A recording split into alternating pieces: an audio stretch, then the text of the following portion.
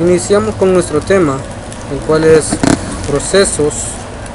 Un proceso es la iniciación del código de un programa al momento de realizar dicha operación. Luego tenemos el diagrama de qué es un proceso. Un proceso da origen a un proceso en el cual se crea, identifica la actividad, luego identifica si da error o no error, y si da error directamente nos manda a llamar de que ha terminado el proceso, y si es correcto lo abre dicha operación que hemos iniciado. Luego tenemos Deitel.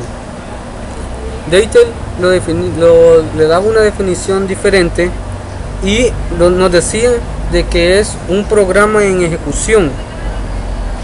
Luego tenemos lo que es Tannenbaum. Tannenbaum lo llamaba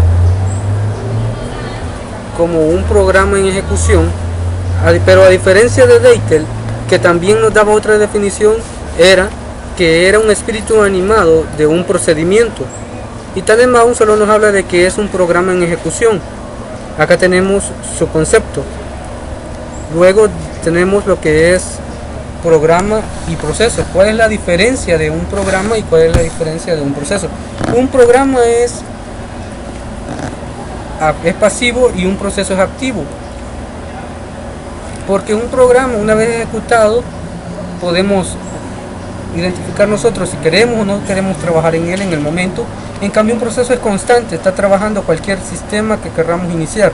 Luego tenemos lo siguiente, que tenemos un ejemplo, que es: consideremos un científico de la computación con una mente culinaria que está cocinando un pastel de cumpleaños de su hija, y él tiene una receta para elaborar un pastel de cumpleaños, una cocina bien abastecida con los ingredientes necesarios: harina, huevo, azúcar, extracto de vainilla, etc. Acá tenemos los resultados, el cual es que en esta analogía la receta es el programa, es decir, un algoritmo expresado en cierta notación adecuada. El científico de la computación es un procesador, el CPU, y los ingredientes del pastel es los datos de entrada. El proceso es la actividad que consiste en hornear el pastel, obtener los ingredientes, leer la receta y hornear el pastel. Luego tenemos la jerarquía de procesos, en el cual es que podemos iniciarlo de esta manera. Cuando se inicia la computadora nos identifica el logo del sistema y puede dar error al iniciarlo correctamente, o si la computadora ejecuta un nuevo proceso da origen a otra ruta en el cual podemos trabajar. Así es expresado en un diagrama. Luego acá tenemos que en los sistemas de multiprogramación es importante mantener un registro que un usuario pertenezca a cada proceso. Luego tenemos la familia de procesos. El proceso hijo es una copia exacta del proceso padre. El padre es un proceso que ya ha sido creado por el sistema operativo para la realización de cualquier operación. Luego tenemos un proceso hermano que sale del padre y está en la misma categoría del proceso hijo, porque siempre sale del padre. Y el proceso abuelo es un proceso antiguo, mucho antes del padre, en el cual ya es por defecto, que se podría decir que está en la máquina para crear el proceso padre. Luego tenemos la vida de un proceso. Se crea un proceso, es creado por el sistema operativo cuando lo solicita otro proceso, y se puede crear de dos maneras: que el proceso padre lo solicita y saque el proceso hijo, que es una copia exacta, como habíamos dicho, y el otro es que se cree por un archivo ejecutable que se defina el API Win32 de Windows NT, y la muerte es cuando se da un error en el proceso, o se ejecuta otro, o la computadora o el sistema operativo nos dice que tiene que realizar otro sistema o proceso. Aquí, como habíamos dicho, es batch interactivo. Luego tenemos que un sistema puede ser monotarea, monoproceso. Nos referimos a de que tiene que utilizar un proceso mientras se está creando una tarea. Y en multitarea y multiproceso es que se ejecutan varios procesos con los cuales podemos ejecutar varias funciones o programas. Luego tenemos monousuario, el cual nos identifica de que solo se puede trabajar con un usuario o una sola persona, y multiusuario, que dice que tiempo compartido, es que se enlazan a través de un sistema para poder trabajar con muchos usuarios al mismo tiempo. Luego tenemos multitarea. Acá tenemos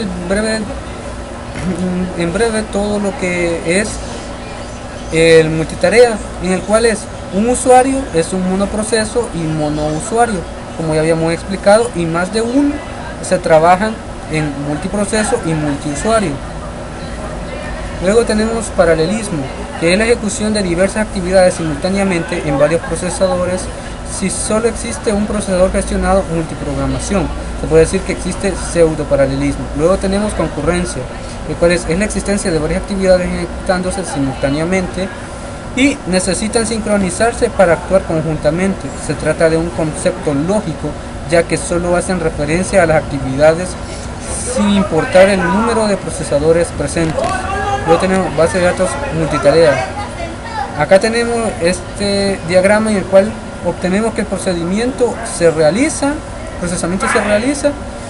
y está en función del tiempo, si se enciende o se apaga la computadora, o se realiza o no se realiza un programa.